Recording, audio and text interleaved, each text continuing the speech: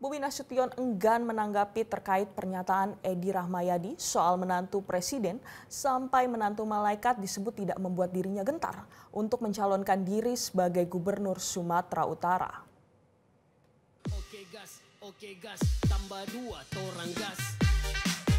Menantu Presiden Jokowi Bobi Nasution telah menjalani uji kelayakan dan kepatuhan calon gubernur Sumatera Utara.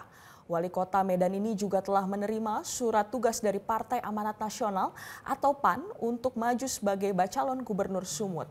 Sebelumnya Bobi sudah menjalani UKK di PKB 4 Juni lalu dan menyerahkan berkas pendaftaran penjaringan bakal cagup Sumut ke Partai Gerindra.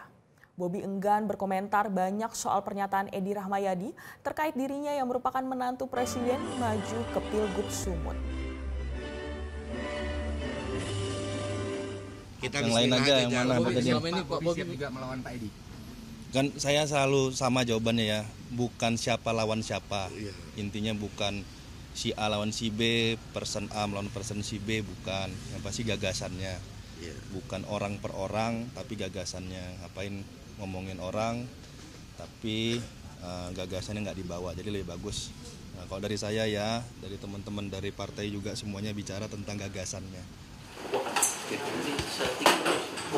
Usai mengikuti uji kelayakan dan kepatutan Cagup Sumut di kantor DPP PKB, Gubernur Sumut 2018 hingga 2023, Edi Rahmayadi menyatakan tak gentar jika harus bersaing dengan Wali Kota Medan sekaligus menantu Presiden Jokowi, Bobi Nasution.